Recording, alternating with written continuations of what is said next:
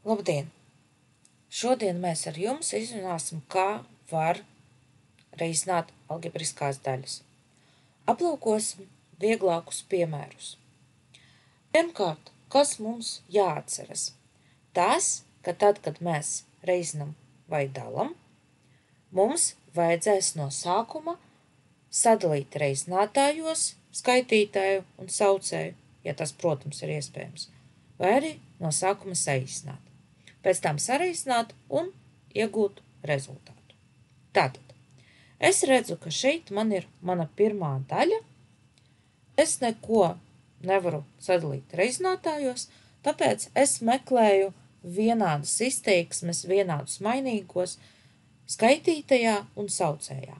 Tātad, es redzu, ka man ir x skaitītajā un x saucējā, tāpēc man ir vienādas izteiksmes, vienādi mainīgie, un es tos varu saīsināt. Tātad svītroju nost un rakstu vienniekus. Tad es saīsināju. Tā, pēc tam skatos, man ir 3 un 9. Zinu, ka 3 un 9 dalās ar 3, tāpēc 3 dalīts ar 3 ir 1, un 9 dalīts ar 3 ir 3. Tāpēc sanāk, kā es saīsinu un skatos, paliek man 5 un 2. Neko es nevaru saīsināt, tāpēc reizinu. Tā, lai jums būtu vieglāk, no sākuma pārrakstīšu visu, kas mums ir pēc saīsināšanas. Uzreiz nereizināšu. Tātad man ir 1 reiz 1, sanāk reiz 5, un jādala tas viss ar 2 reiz 3 reiz 1. Tātad, kas mums būs? 1 reiz 1 reiz 5, tas ir 5, un sanāk 2 reiz 3 reiz 1 būs 6. Es ieguvu daļu 5 sestās. Tā, aplūkosim otru piemēru. Tātad uzreiz sadalīt reizinātājos nevar, tātad es mēģināšu saīsināt. Tātad, es varu saīsināt t un t, tātad 1, 1, saīsinu c kubā un c 8. pakāpē, tā sanāk, ka šeit pavisam aiziet c kubā, tas būs 1, un šeit man paliek c 5. pakāpē.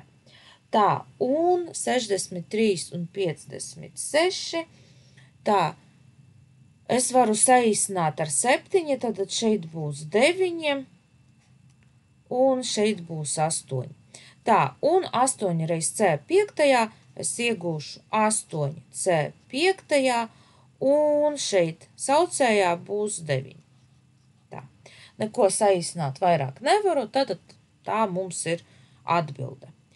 Tā, šeit trešajā piemērā ir viens viltīgs moments. Man ir reiz 9mz 9. pakāpē.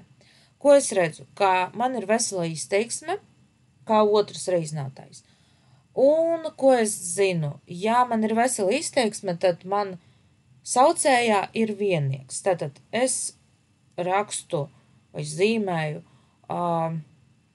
daļsvītru un rakstu saucējā viennieku. Nu, tagad es redzu, kur man ir skaitītais, kur man ir saucējs, tad man ir viegli sadalīt, nevis sadalīt reizinātājos, bet saīsināt.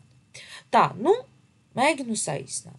Tā, uzreiz 9 un 72 dalās ar 9, tad šeit būs 1 un šeit būs 8. Tā, m un m mainīgais pavisam aiziet prom, un z 8. arī aiziet, tad pavisam saīsinās, un z 9. top par z. Tā, un kas man paliek? Man paliek daļa skaitītajā z, saucējā 8. Tātad tāda ir reizināšanas jēga. Tātad mums vajag pirmkārt sadalīt reizinātājos, ja tas ir iespējams. Ja nē, tad uzreiz varam saīsināt. Tā, paldies par uzmanību, visu labu!